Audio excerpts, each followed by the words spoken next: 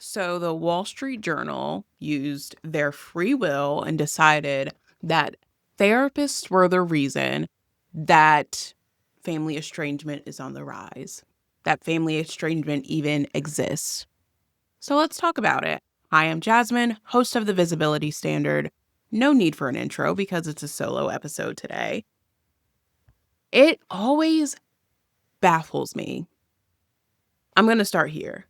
Two things can coexist at the same time. One of them being, do I think that there is more room for people to learn conflict resolution skills, to build the skills to strengthen their relationships, to communicate, rupture, to repair? Yes, 100%. We are in a culture where it is so easy to write someone off with the mindset that you don't owe anybody an explanation. I do think that is absolute bullshit. I think to be in community, to be in relationship with people, you need to give them something, right? It is a reciprocity that is what makes our relationships the most fulfilling and nurturing and valuable. Do I think there is room for people to sit with discomfort and to sit with frustration and anger towards their loved ones, towards their friends, and say, you know what, I want to figure this out because I do love this person. I want this person in my life. And I believe there is space to repair this relationship. And there are some fuckers that you really just need to cut off. Like, there are people in your life that are not worth having, and that can be family. I think part of what's happening is people are getting more accustomed to the idea of chosen family. You choose the people you are in relationship with. You choose the people that you consider family, that you would absolutely show up for at any given moment. You would drop everything. You are the chosen auntie, uncle. We are getting accustomed to the idea that family is not always blood. I think we're also getting accustomed to the idea that at the end of the day, family are people you were simply born in proximity to. Your cousins, aunts, uncles, all of these people are built-in people that you would be in relationship with. That does not mean you like one another. That does not mean you vibe well. That does not mean that they are people that you can be in relationship with. And what I feel like is missing a lot of the time, especially when we think about family estrangement specifically, is that because these people are built in lessons in nurturing relationships, if it is not a healthy dynamic, if it is not a dynamic that you can truly flourish in, your earliest experiences of being in relationship with other people are teaching you maladaptive habits. They are teaching you habits that won't necessarily thrive in your relationships with other people because you are in either a space of survival, you are in a space that you recognize is not working for you, and you are trying to force it, right? I cut my dad off at 16. I was not in therapy. There was no therapist to tell me to make this choice. I made this choice because I realized that if I wanted any chance at having a good concept of myself, like liking myself, of thinking that I am a person worthy of being loved, of being cared about, of being someone that could actually love themselves, I could not be in relationship to my dad. My dad was a hypercritical person who had expectations of a child that did not make sense. I remember he told me once that I would need to make a lot of money to sustain my lifestyle because the only person that I cared about was myself.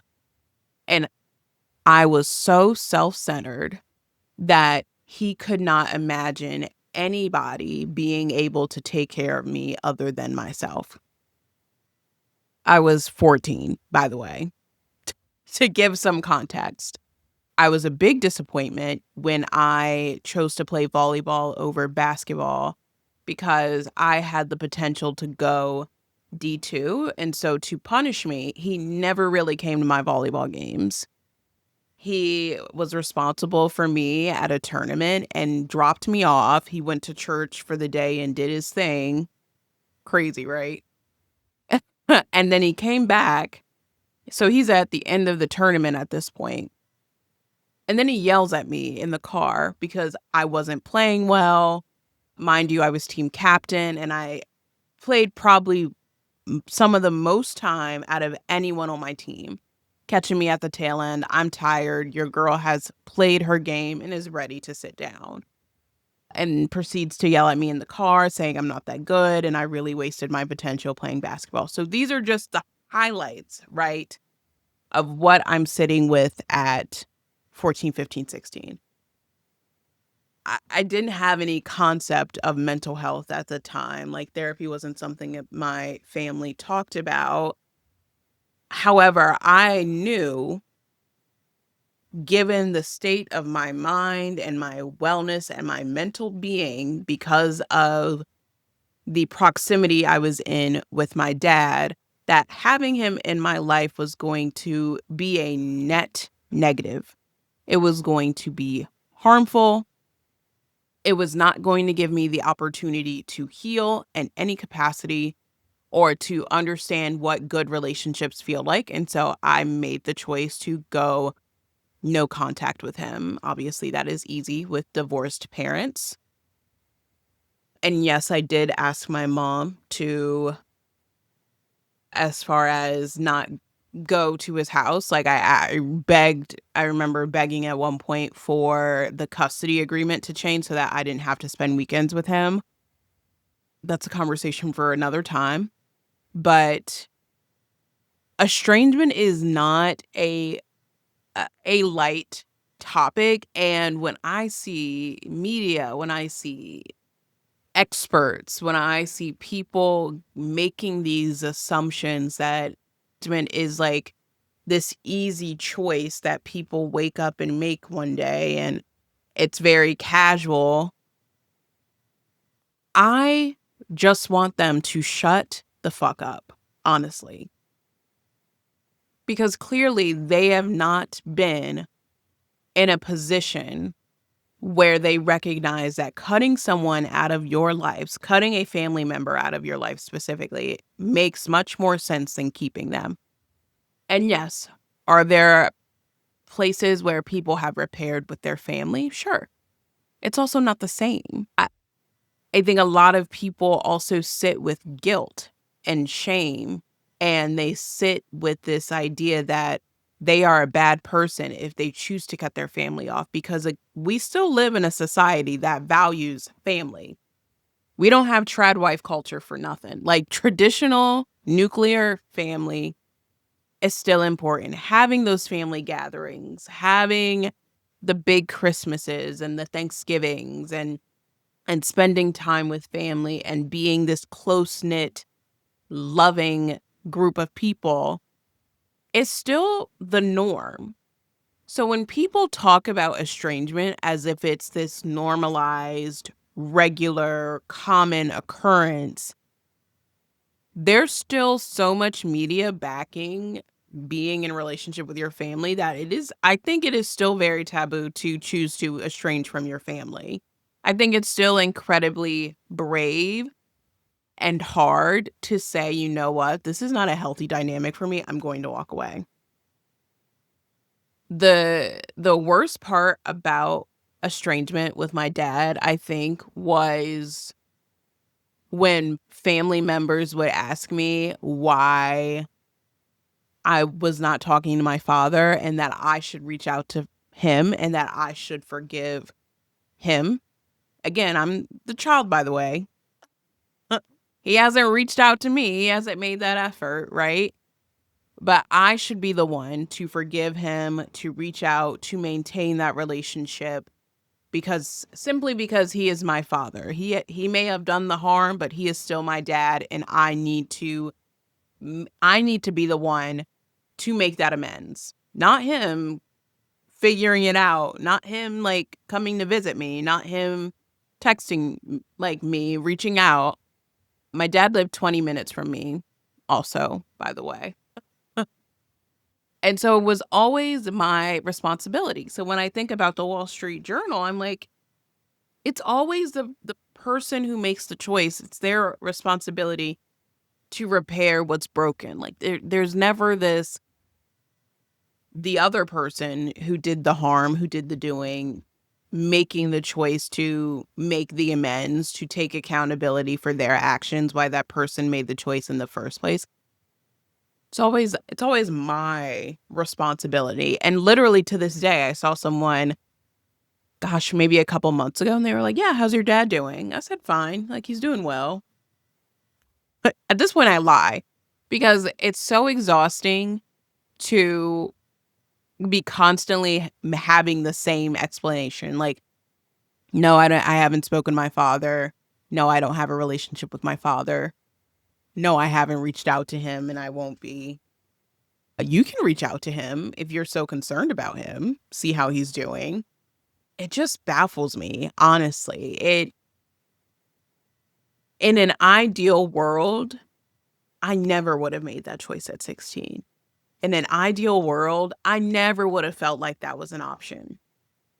I used to sit with so much jealousy when I would see people with their mom and dad together getting along. I would cry at TV shows because I'm like, "Oh my gosh, like, I wish I had that dad." I used to watch Sister Sister, and for a bit, I could not watch the show because the dad on there reminded me of my dad. Like, he looked like my dad, but obviously, for a couple of reasons, he wasn't my dad. And I would sit there, I'm like, "What is wrong with me? Why am I not lovable? Why am I not lovable enough for my dad to want to figure it out, want to work it out?" He has, like, contacted me, it's been years. He's contacted me a couple times in the and the things he's contacted me about are politics, right? So one time he contacted me when Hillary was first running, and he told me not to vote for Hillary because immigrants will be taking our jobs, and she is a proponent of gay marriage. I was at work at the time, so it didn't feel the need to burst his bubble in that moment, but then he texted me again maybe 2 years later and was like, "The Green New Deal is going to harm our country." So, yes, my dad is also MAGA. He wears a red hat. So, even if he were to reach out, we would have to have a serious, serious conversation that would probably result in him blocking me. So it's just so funny to me. Right now, I can laugh, I can share this story, and it has shaped every ounce of how I view myself, how I have approached relationships. It has taken years of therapy, years of work, of healing, of fucking up and getting it absolutely wrong to be in a place where my relationships feel good, where I can initiate relationships, where I feel secure enough in myself and secure enough in my relationships with others that that is not something that really impacts me in the same ways. I certainly still have that hypercritical voice in my head. The perfectionism, the need to prove to for someone to be proud. I think that as I get older though, that does start to deteriorate a little bit.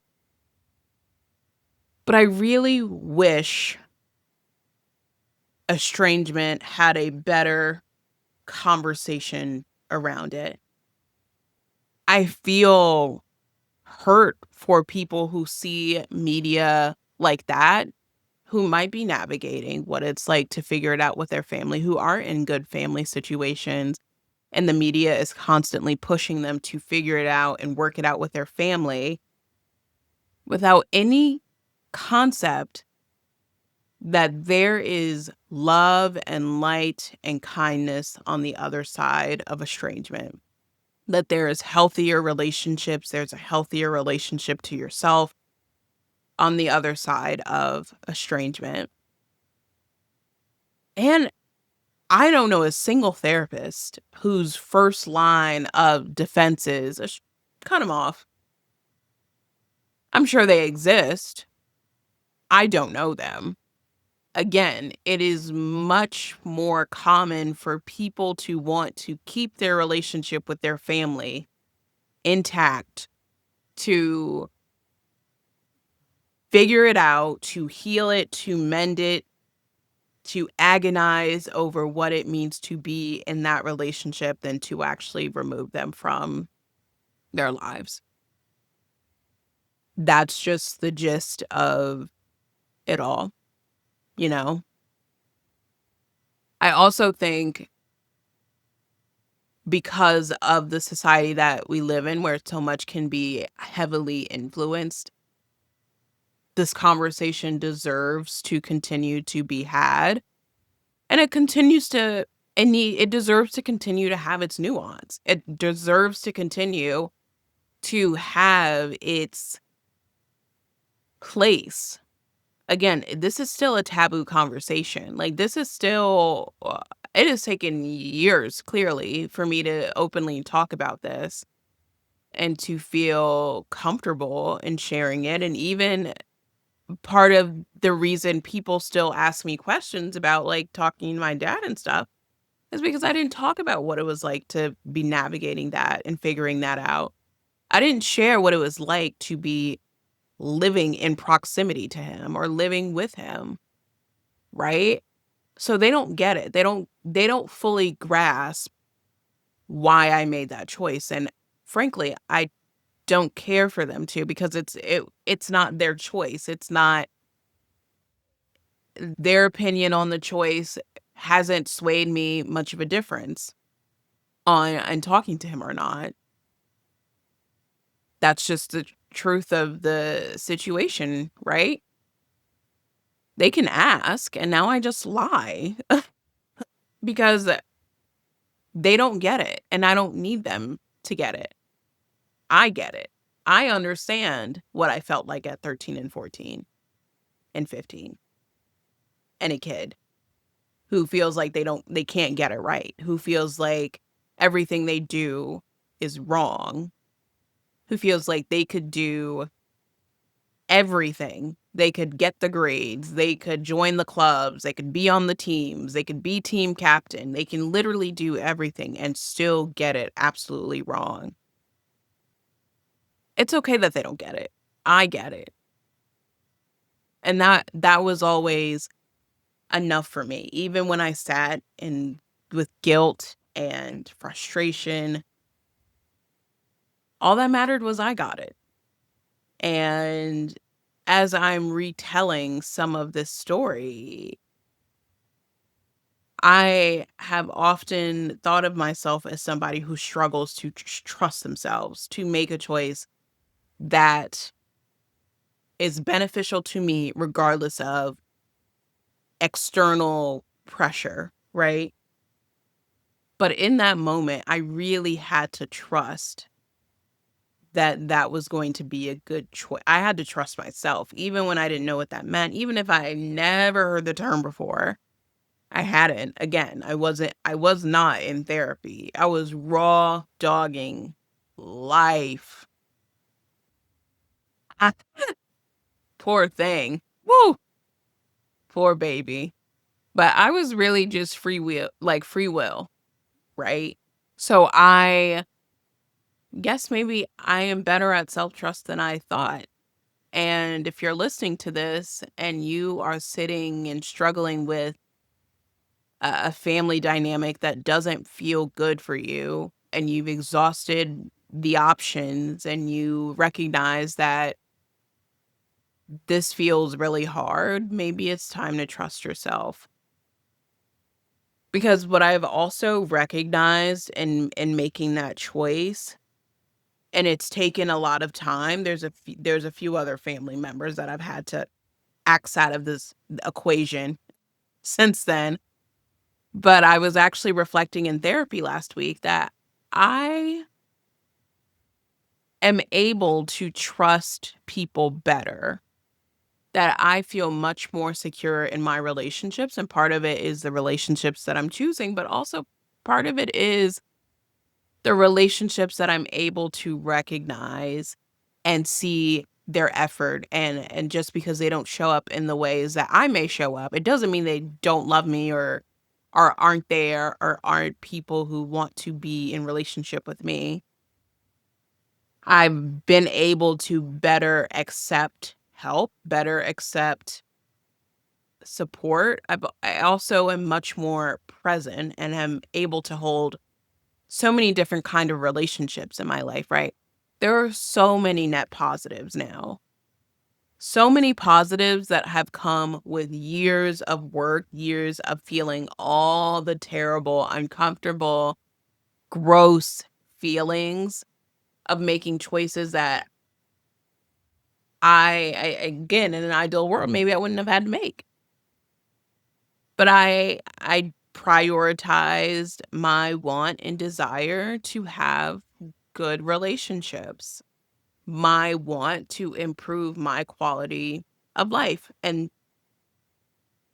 when I think back to those situations, I would do it again. 100%. I sat with maybe regret at one point. I need to grow, heal, and really process it, but I'd make the same choice. So I think that is what I have for you all today,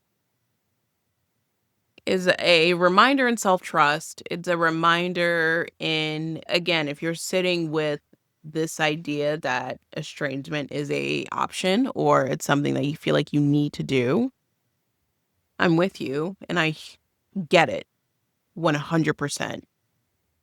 I understand it. And if you're someone that's maybe in the throes of estrangement, it sucks, it hurts, and I hope that there is a life for you on the other side of what you're sitting with right now. But I don't give a fuck what the Wall Street Journal says.